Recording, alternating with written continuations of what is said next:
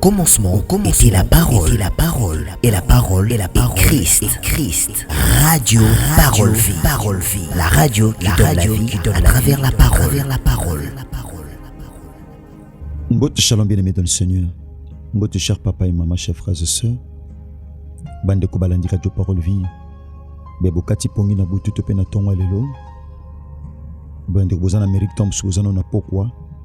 Kolo Masia Nazareth kanisa bino sala bino ngolo pe bolam. Bokoma ba pasteur, évangéliste. Botele matin na cher bozote asango malam. Bosala kanzambi autrement. Bozo amaté Radio Parole Vie bande ko nanga basi pe amibali. Na ba mega na bino, na ba giga na bino, na ba forfait na bino. Bozo mukumba ya ko partager maté Radio Parole Vie et pa biso to suka nde bino bozo banda. Bokoma ba évangélisateur, to pe évangéliste. Tika lola et mon abino bande konanga ya basi pe amibali. Bien-aimé dans le Seigneur, ezana biloko mibale e memaka équilibre et stabilité na bomo ya mwana na Nzambe. Ezali enseignement pe prière. Bien-aimé surtout tangi les actes des apôtres chapitre nango 2. To baina verset 42. Makomezo tali sabiso ndenge église primitive. Ifanisa maki na ba enseignement ba apôtre na le sam. Na ba sacrifice ba jeune. La fraction à pain, bien-aimé dans le Seigneur, il y a paix communion fraternelle. Isabelle les clés, bien-aimé dans le Seigneur, où il fandi samaki nakati, il y a église primitive. Bien-aimé tout ça, activité monnaie tozaki nango par la grâce de Dieu. Bon enseignement tozaki nango sur la conquête.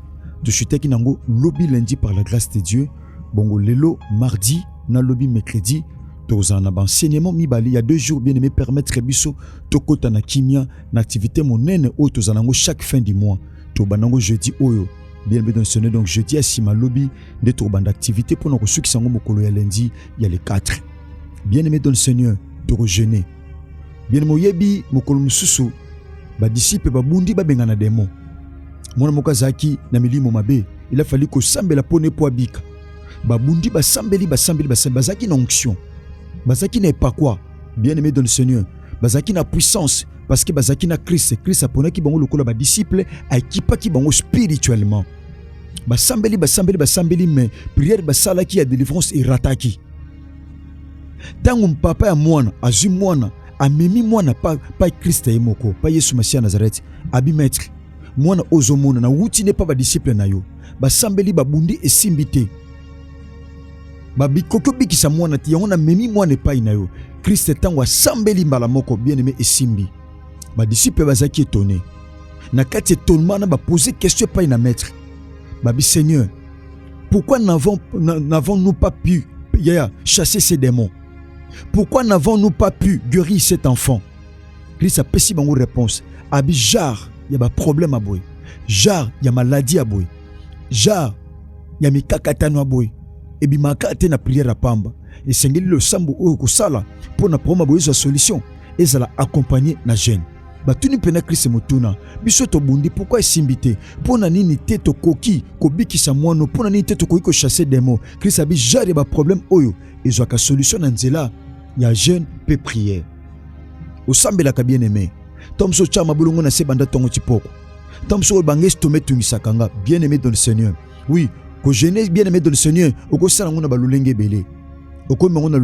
voilà pourquoi jeudi, tozo banda enseignement, paix prière, il y a fin du mois, bien-aimé na katia, Radio Parole Vie kolantama programme oyo, tozalaka na yango. To sambeli bien-aimé.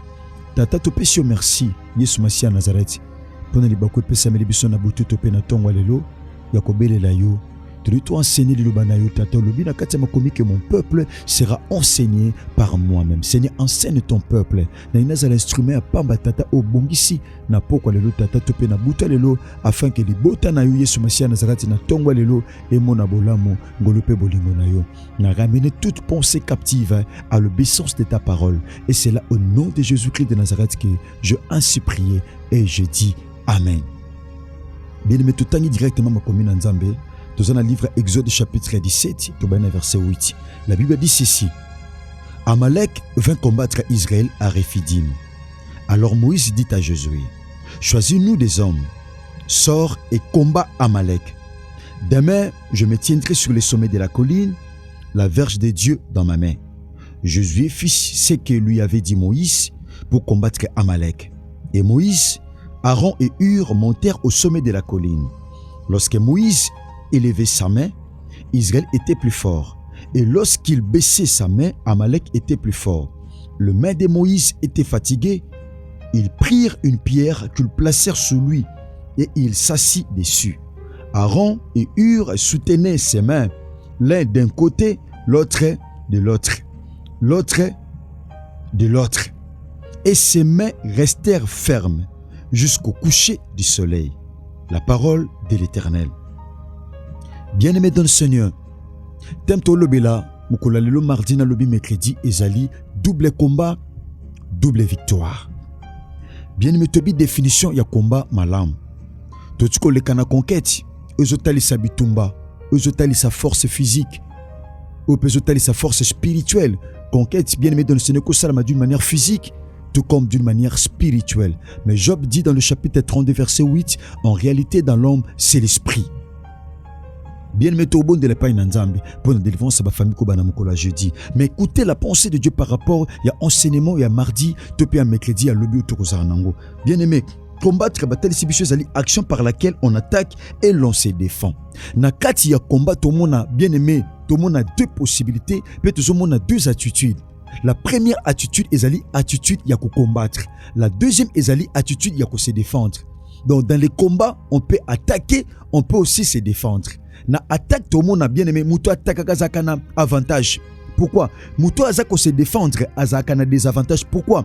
Or banda ko sala recul. Alors pendant qu'on sala recul, azo peut sa possibilité bien aimé donner son ennemi à élargir son champ de bataille. Donc muto azo sala recul, azo peut sa possibilité, azo peut sa mako qui topé avantage na ennemi à élargir champ na ya bataille. Il y a espace zo comme mouké mais ennemi topé adversaire espace zo comme mouné. Pourquoi? Parce que azako avancer. Bien aimé tolo la victoire. C'est quoi la victoire? Bataille si victoire ezali kozwa avantage likolo ya ennemi. Topé likolo ya adversaire. Ezana batobele mon frère ma soeur. Biloko musu o luka na vie ezwa ba avantage likolo na yo. Mais lorsqu'on parle de la victoire, tozana posa bisonde tozwa avantage. Liboso topé likolo ya adversaire, mon frère ma soeur. Pour aux avantages, tu dois passer par les combats. Bien aimé, pour Olonga, tu dois passer par les combats. Le combat est le passage obligé. Donc le combat est le passage obligé de la victoire. On a pour célébrer victoire, tu dois impérativement passer par les combats. Bien aimé dans le Seigneur, et pas itoti kotang. Batel sibiso li solo ya Moïse. Li solo Moïse. Moïse a l'obinin. La Bible dit Amalek a yeko bundisa Israël. Ayeko bundise wap. Ayeko bundise na Refidim. Maintenant Moïse a ebise pas na Josué. C'est Moïse qui était le leader.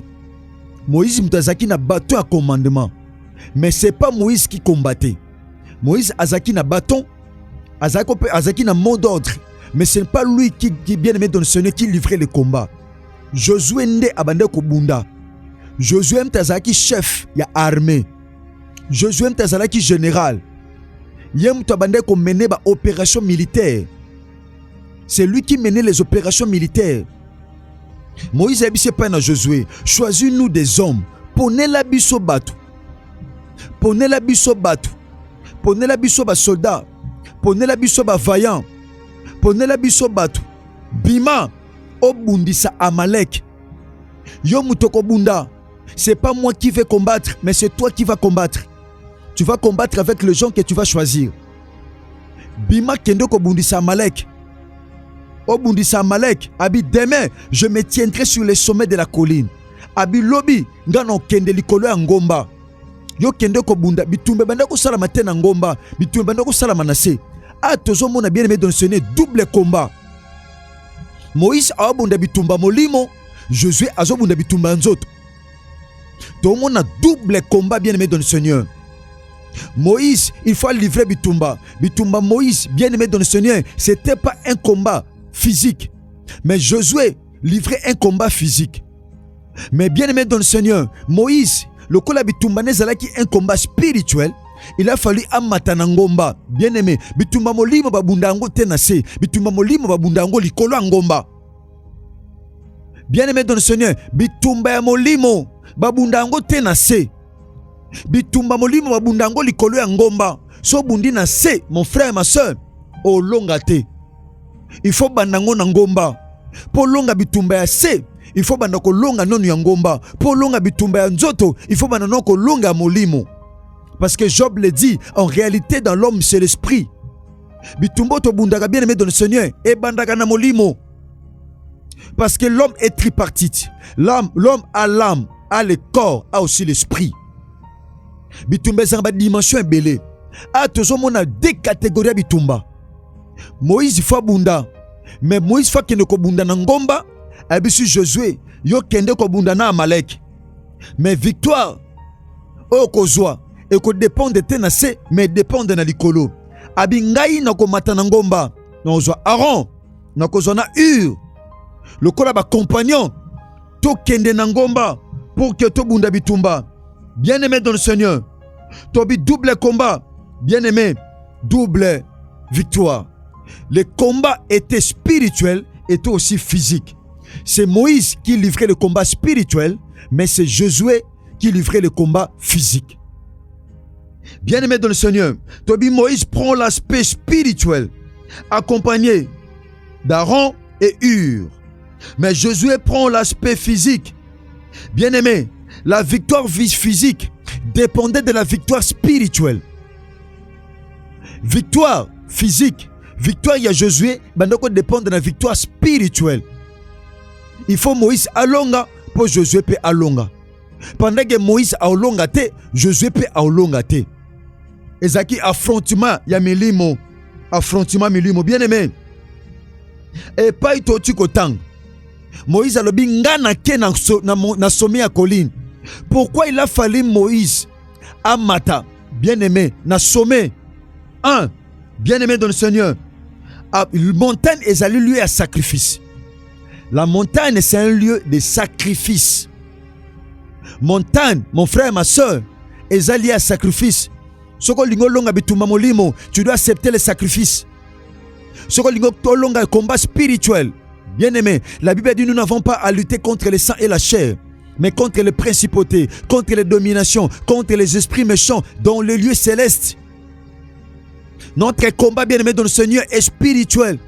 Atolo tindo to tata mosi tabundisaka yo, mama legi mtabundisaka yo, no comme tabundisaka yo, bayar mtabundisaka yo, voisin mtabundisaka yo. Oui, yaya, le combat n'est pas physique, mais le combat est spirituel. Ce que l'on a dans le domaine spirituel n'est qui dans le domaine physique. Mais bien-aimé, ce que l'on a dans molimo, pendant qu'on garde foi, on garde yaya, on long appelle na bomoto. Ya soko longi na molimo te, quel que soit ma kasi nzoto, o ko longa te, bien-aimé dans le Seigneur. So longi na molimo te, bien-aimé, et zala pasi po longa na nzoto.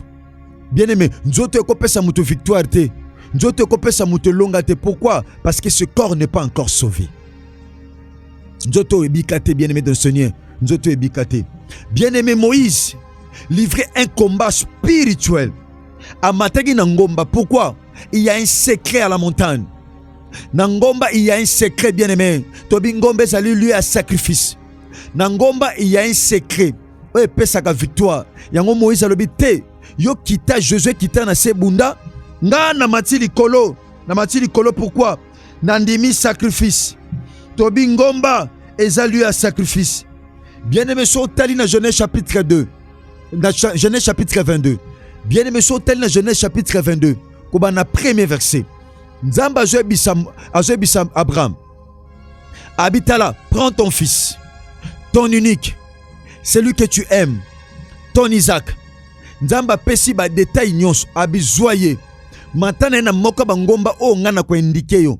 Kuno kende ko sacrifier. Tobi montagne ezali lieu ya sacrifice. Ngomba ezali lieu ya sacrifice. Il a fallu Abraham a matana Isaac a sacrifier na ngomba.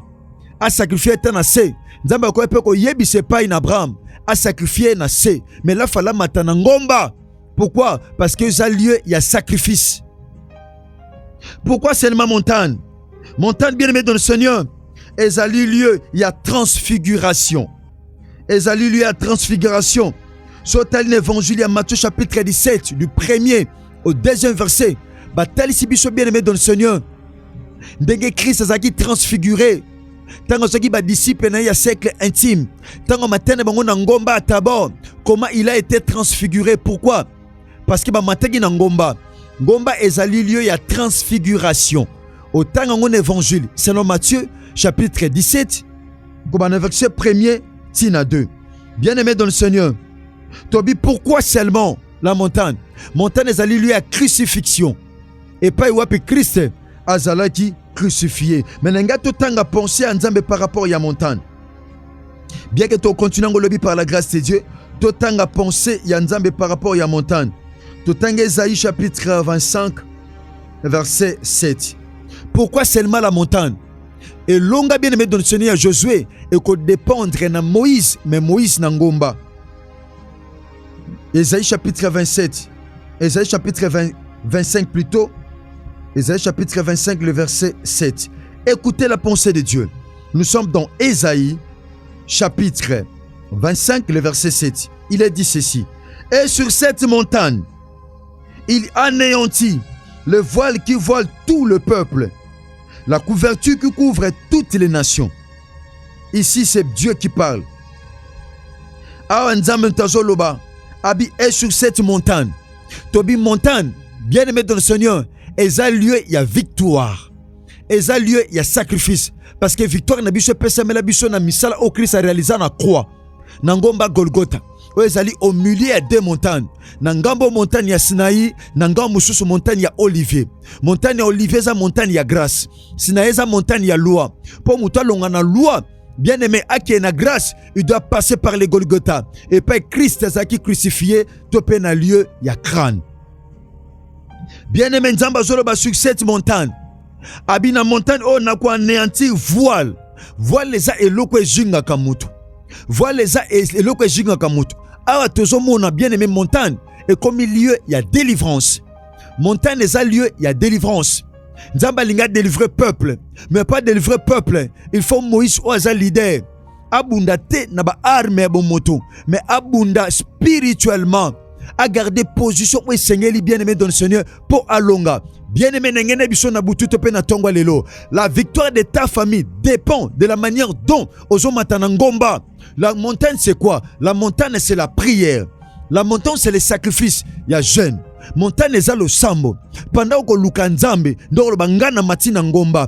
Ceux qui moïse mataka ngombe ya bomoto. Nous notre montagne c'est la prière. Nous notre montagne c'est le sacrifice ya jeûne. Et ça sacrifice ya ko luka nzambe. Et ça sacrifice ya programme spirituel. Ya yomoko personnel bien aimé dans le Seigneur. Neto ko benga montagne. Pendant ko matana montagne était bien aimé. Josué ko longa te.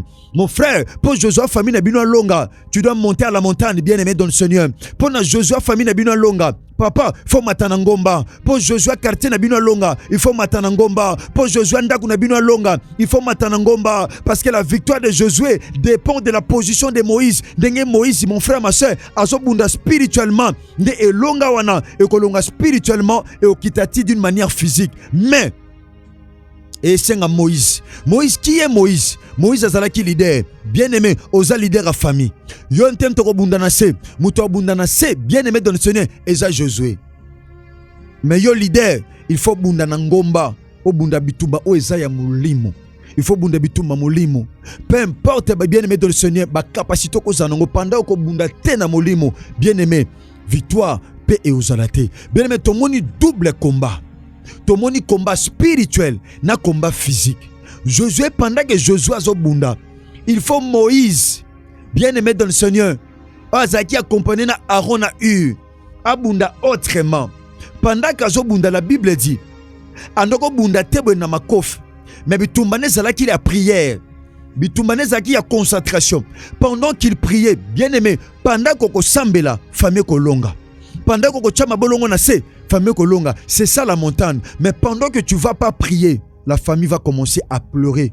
La famille va commencer à se fondre. Pourquoi? Parce que au sambelate. Il faut sembler le col à Moïse. Moïse était dans la présence de Dieu. Moïse était en train de prier. Alobinin. Et la verge de Dieu est dans ma main. Oh! Abinan zete anzambe.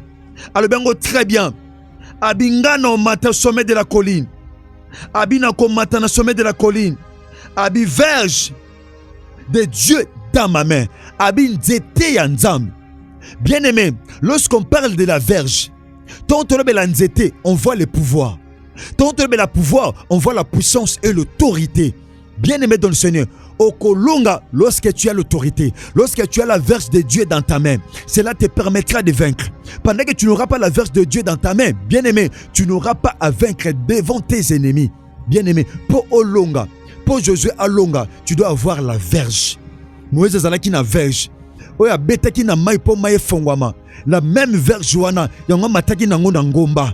Yango kendaki nango na ngomba, bien-aimé dans le Seigneur. Kotika verge était nassé, matin nango likolo ya ngomba, abina ko matana nzete. Pourquoi il faut Moïse insister sur la verge? Pourquoi Moïse, bien-aimé dans le Seigneur, il a fallu insister sur la verge? Il y avait un secret là-dedans. Auto yeko lango lobi par la grâce de Dieu. Merci bande konanga basipe amibali. Tika bolingo pe olambi ya Christ bilabino. Ce Christ a maison était bien-aimé dans le Seigneur. Tokutani bongo lobi na numéro Sika. Notre numéro de contact est plus 243 89 75 79 117 aux abisso bien-aimés dans le Seigneur. Topé au côté dans groupe peut permettre aux aba notification et matéa. Merci bandoko bozaki na biso na TikTok, bandoko bozaki na biso bien-aimé na YouTube, bandoko bozaki na biso na WhatsApp, topé na ba réseaux sociaux mosusu, topé na Facebook. Tika bolingo ngolope bolambi ya Christ bilabino soki Christ a maison ngélité tokutani bongo lobi to bosanité. Bien-aimé, chaque mercredi na temple de la foi en Christ. Tozaka na lo sambo ya combat pe ya délivrance ya ba famille. Donc lobi mercredi na tongo to bunda. Bien-aimé dans le Seigneur, to ndi mete Christ a osala biso ngolo pe bola. Merci. Soki Christ a maison ngélité tokutani bongo lobi mercredi. Merci, soyez bénis. La radio qui donne la vie à travers la parole.